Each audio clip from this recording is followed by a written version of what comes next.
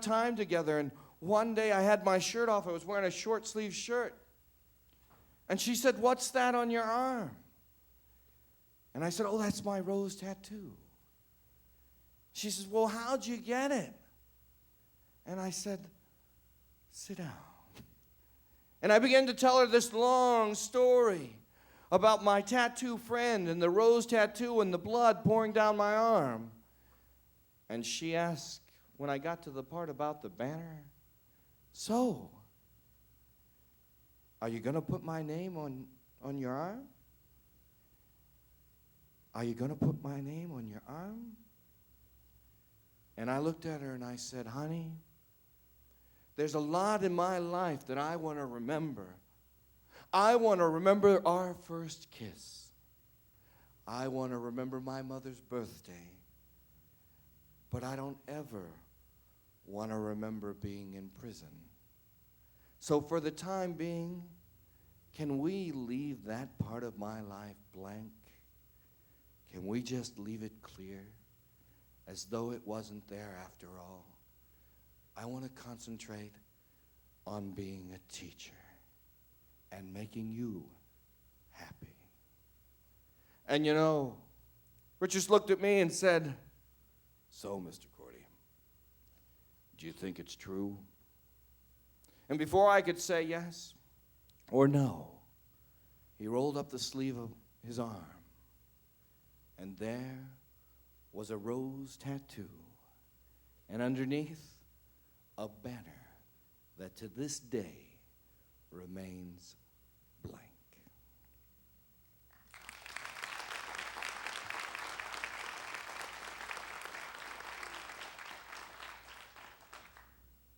We all have dreams. Like Richard has a dream to be a teacher, we need to realize who catches our dreams. I held it in my hand.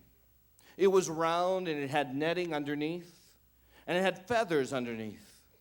And I held it, and my friend had just given it to me, and he said, "Here." I said, "What is it?" He said, "It's a dream catcher. The woman at the Indian store had said that you said that you were having bad dreams, and it said this would help you, that it would catch those bad dreams and they would just go right into the dream catcher." And I said, "That's a nice gift. Thank you. I really appreciate it." And so I took that dream catcher and I held it in my hand. He said, "Oh, by the way, the woman said that you have to hang it above your bed for it to work. Do that, would you?" I don't know what she's talking about, but do that.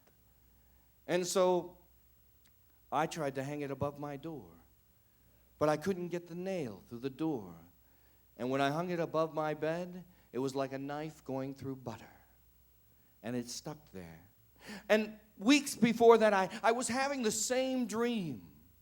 I was standing by the beach, and I was by the ocean. And since I couldn't swim, I felt trapped. It was as though I was in the ocean, and every time I would put my foot in the water, it was like tiny stings that would come onto my foot, and I was drowning. I couldn't swim. But you know, the day I hung that dream catcher up, I dreamed I was by the beach, and the ocean said, "It's all right. Come on in. It's all right." And when I walked in, it felt so cool that I just had to swim. And I swam, and I swam, and I swam, and I swam. And in 1994, I got a call from Bakersfield, California. It said, "We have a teaching job for you." So I packed everything up in a Ford Escort. I called my best friend Bill and said, "Come with me." And I got a turtle, which is one of those shells that you put on top of your car. And I put all my clothes in my mountain bike, and I started to drive to Bakersfield, California.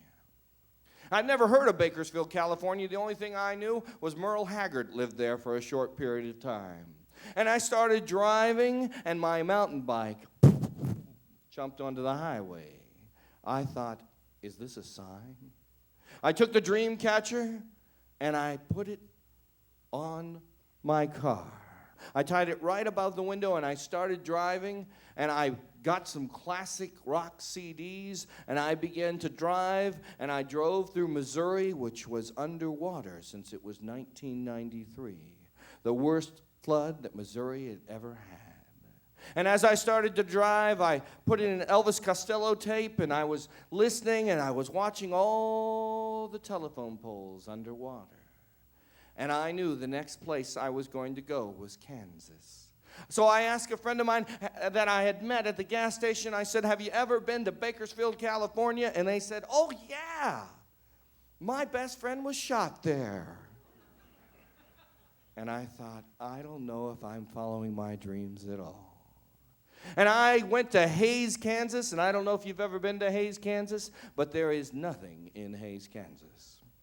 And I broke down for 12 hours, and I think the tow truck knew the secret, that this road merely was a mirage, and that no one ever drove this road because for 12 hours it was empty. And I realized that it was so wet that I think Dorothy was wearing scuba gear. And then the car started. And I knew I wasn't in Kansas anymore. And I started to drive through Kansas, and I met someone else, and I said, excuse me, have you ever been to Bakersfield, California? They said, yes. It's 119 degrees every day there. And I thought, I'm beginning my life. I looked at my friend, and I said, Bill, you know, sometimes when you're running after your dreams, you got to catch them. You got to move forward. He looked at me like I was lost in a Star Trek rerun. And I said, but you got to keep moving. And so I moved further and furthermore, and I went from Kansas, and I went all the way, and I went into Bakersfield, and there was Buck Owens' sign, welcome to Bakersfield. And when I got there, I looked at someone, and I said, excuse me, do you know anything about East Bakersfield? I've chosen to teach there. East Bakersfield. And he spit on the ground. That's gang territory. Little boy out of Ohio going all the way to Bakersfield, California, trying to follow my dreams. And I was moving further, and I held close to that dream catcher in my car and said, please work. And when I got to Bakersfield, California, I went into my first classroom. And when I got into my first classroom, there was a kid with his feet up on the desk, and for kicks, I took that dream catcher and I put it up in my classroom. It was right next to a sign saying, these are the best years of your life. And that kid that had his feet up on the desk, he looked at me and he said, you believe in those things? You wouldn't be here if you believed in those things. And I began to teach, and it was, from what I understand, a gang area. They had Hispanic gangs. And after 3 months of teaching, I said to my students, I understand that this was a gang area, but I have so much fun here. It's amazing. Two kids stood up and said, Mr. Cordi, we've been protecting you ever since you got here. And I realized there are some dream keepers in the world as well. And so I started to teach, and I was having a great time. And since I was a storyteller, I was always teaching with story. And then I had a student, Jennifer Woolley, who walked up to me and said, Mr. Cordi, you teach with stories so much. And I said, Jennifer, I stopped apologizing for that a long time ago. She said, you don't understand. I love your stories, but I also like mine. Can we have a storytelling club? And so we were in a dark, dank basement. And we sat, and we were supposed to tell ghost stories for a half hour. That's impossible. And I sat there, and we told ghost stories for 3.5 hours. And Jennifer stood up, and she said, next week's assignment will be, and we started telling stories together. We started having storytelling shows, and I realized that my dream was coming true, that we were moving teaching and storytelling together. It was phenomenal. It was amazing, and that's when I got the call to come to the office. I said, doesn't the principal know that I'm in the middle of a show? But since he was the principal, I had to go. And when I got to that principal, he was stuck behind that large desk. And I knew for a moment my dream was going to take a different turn. It was my second year there in Bakersfield, California. I could sing Buck Owens songs by this time. And he looked over and he stood up and he handed me a paper. And he said, Mr. Cordi, although we like your work, we have chosen not to hire you again next year. I said, what? I said, you've asked everybody you know about me. You've even talked to the parent who doesn't like her kid doing plays. You've asked everybody you know about me. Why not ask me? You've never been to a show. My dream of being a teacher was crushed. And instead of complaining, I cried in his office. He shook my hand, and I went to school, and I taught those same students, but I knew I wasn't going to be there the next year to watch them grow up. And so I stopped teaching.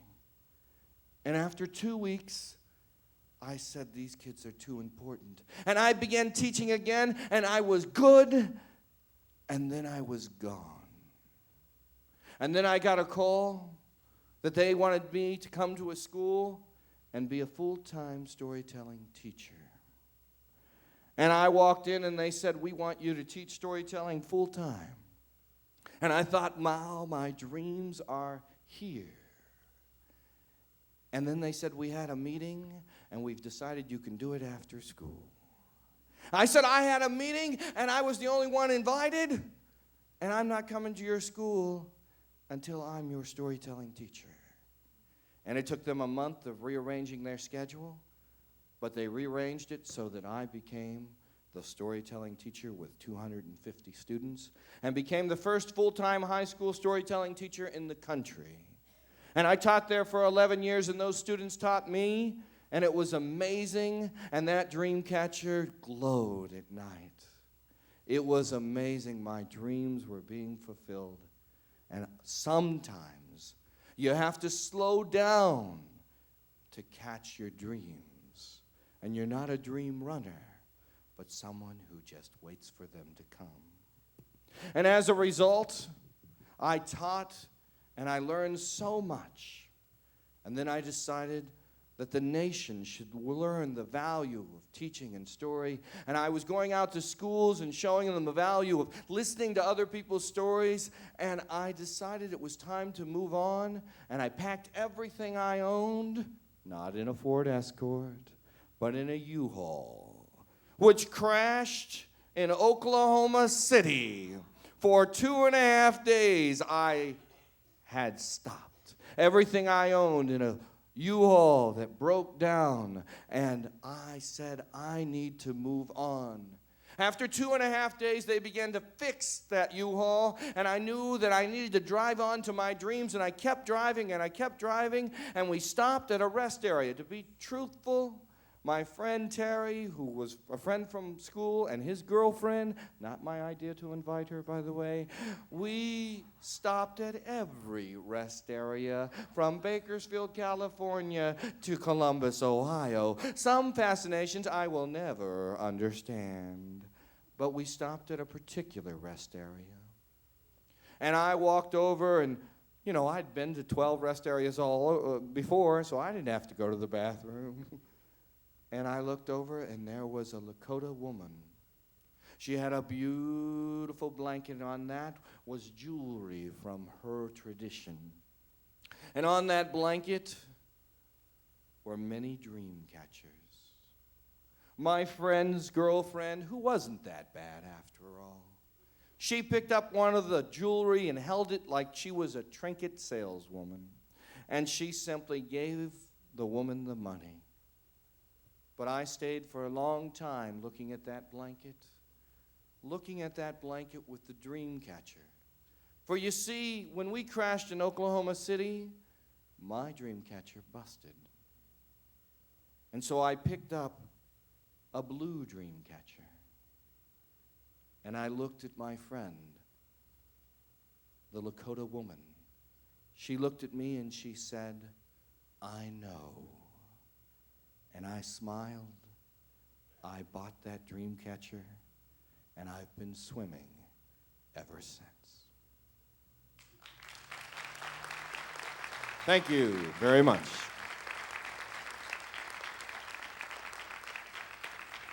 Thank you, Kevin.